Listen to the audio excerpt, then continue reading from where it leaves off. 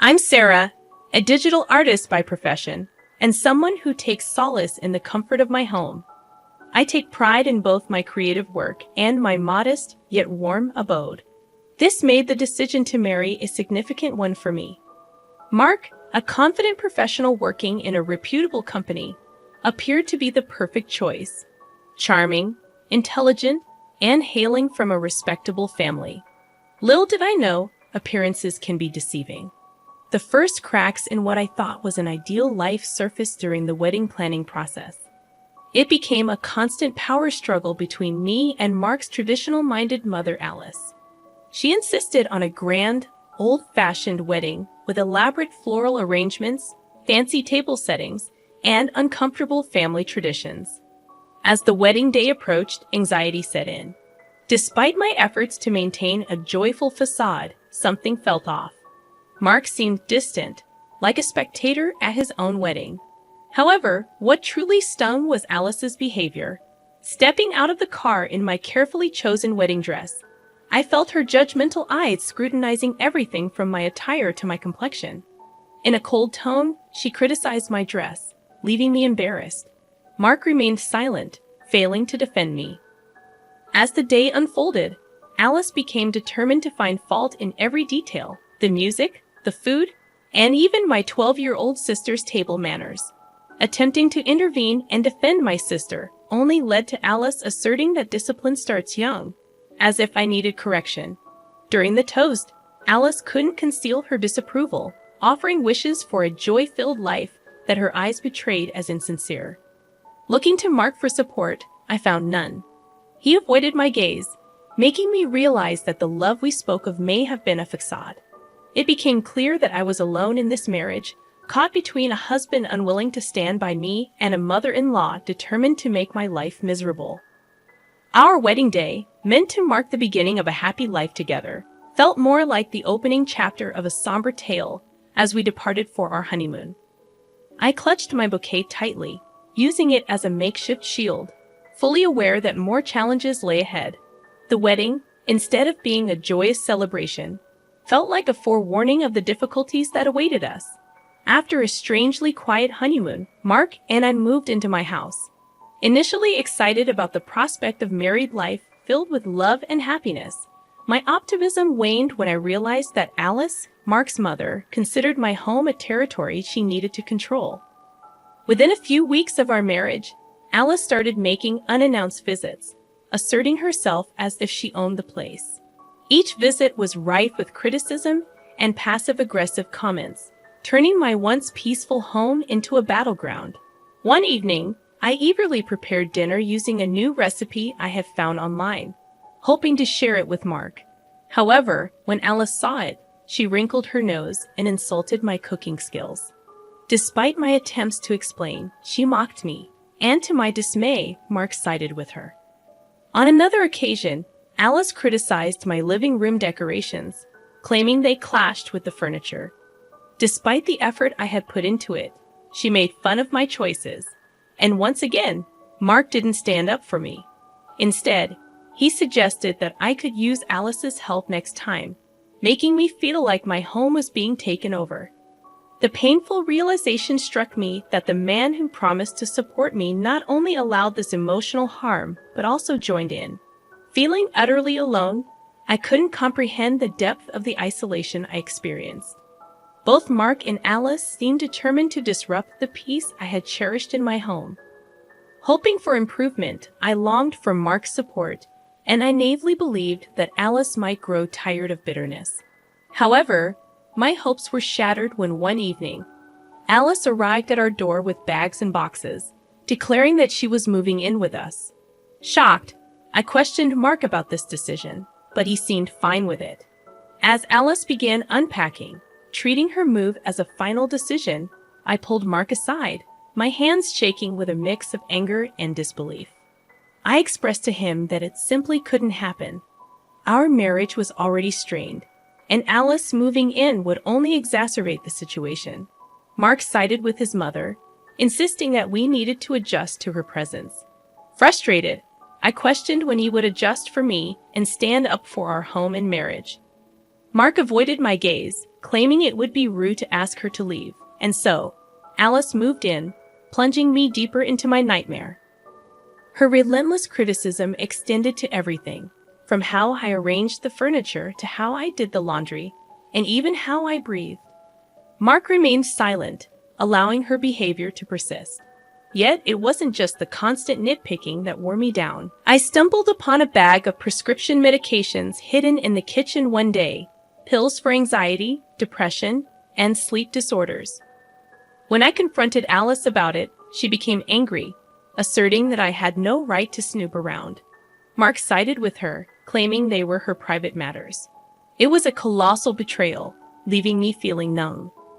It became evident that Alice wasn't merely a difficult mother-in-law. She was akin to a predator, dismantling my defenses and seizing control of my life. Mark wasn't just distant or uninterested. He was part of the problem, contributing to the destruction of our marriage. In that moment, as I witnessed Alice's smug smile and Mark avoiding my gaze, I made a pivotal decision. I refused to be a passive spectator to this tragedy unfolding before me. It was time to take charge of my life, even if it meant distancing myself from those who were supposed to be my family. However, fate had another surprise in store for me, pushing me to finally put an end to the act my life had become. After Alice unexpectedly moved into my home, my life transformed into a never-ending nightmare. She scrutinized my every move, critiqued me for the smallest things, and her presence loomed over me like a dark cloud. Personal attacks became the norm, insulting my love, looks, intelligence, and even questioning my abilities as a spouse. One evening in the living room, Alice launched an attack on my career, or what she perceived as a lack thereof. According to her, a good wife should have a job, and she doubted I could do anything worthwhile. I defended myself, asserting that I did indeed have a job, and my income played a crucial role in our household. However, Alice remained unconvinced, questioning why we resided in my modest house instead of a grander one that reflected her son's dignity. Before I could respond, Mark, who had been absorbed in his phone, sided with his mother. He remarked that I could do more, and we could aspire to a better life. It stung deeply, feeling like a profound betrayal. Mark left the room, and in a hushed tone, Alice whispered, "He'll always be my son. You're just the girl he settled for." Turning away, I grappled with a mix of anger and embarrassment. As I gazed at our wedding photo, I pondered how my love story had transformed into a cruel drama. The nightmare intensified when I discovered an unidentified packet of pills hidden in the kitchen. Confronting Alice led to her anger, dismissing it as none of my business. When Mark entered the room, he scolded me for snooping, revealing there was no us in this marriage. Mark wasn't merely failing to protect me, he was taking Alice's side. I felt like a stranger in my own home, suffocating under their combined disapproval. Yet their actions fueled my determination not to be broken. I would endure this nightmare. Then, an unexpected opportunity arose. Mark's friend Jake invited us to a party, and despite my reservations, I was coerced into attending. The request felt more like an order, and we found ourselves at Jake's lavish house. The party offered a stark contrast to the tense atmosphere at home, providing a temporary escape from Alice's grip and the strained relationship with Mark. Laughter filled the air, music played, and for a brief moment, I could almost forget the daily battles and criticisms. As the evening unfolded, I found myself conversing with Jake, Mark's friend, and the host of the party. Jake's friendly and approachable demeanor sharply contrasted with Alice's cold judgment. We discussed various topics, and engaging in a conversation free from criticisms and insults felt refreshing. Jake suggested a party game, a welcome change from the toxic atmosphere at home, and I hesitantly agreed. During the game, I shared a story from the early days of our marriage, highlighting the challenges and lessons we had learned. The room echoed with laughter as I recounted some of the humorous mishaps we had experienced. It felt liberating to share a part of our story, even if only in a game. Afterward, Jake pulled me aside, expressing concern about my situation at home. He had observed the tension and encouraged me to stand up for myself, refusing to let them mistreat me further. His words were a glimmer of hope in the darkness that had enveloped me for so long. Over the next few weeks, as I pondered my life and the choices I had made, I came to the realization that I deserved better than the constant emotional abuse and the suffocating feeling of being trapped in my own home. With Jake's support and encouragement, I took small steps toward reclaiming control over my life. I began attending therapy sessions to build my self-esteem and develop strategies for navigating the toxic dynamics in my marriage. The journey wasn't without its challenges and setbacks, but my determination to break free from the cycle of abuse and regain my sense of self-worth remained unwavering. Over time, I engaged in candid conversations with Mark about the need for change in our relationship. It was a difficult process, but he gradually recognized the toll that Alice's presence and his own indifference had taken on our marriage. Together, we started setting boundaries and actively worked on improving our communication. The path to reclaiming my life was challenging, but it was a journey I was resolute in pursuing.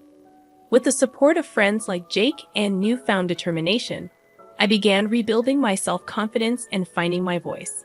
Step by step, I knew I had the strength to overcome the nightmare that had consumed my life for far too long. During the first half hour of the party, everything seemed okay. People laughed, clinked glasses, and music filled the air. However, as the night progressed, I noticed Mark growing more distant. He spent more time with others than with me, and when our eyes met, he seemed annoyed.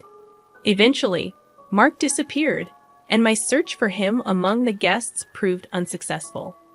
Turning to less crowded areas of the house, I heard a soft giggle followed by Mark's unmistakable voice.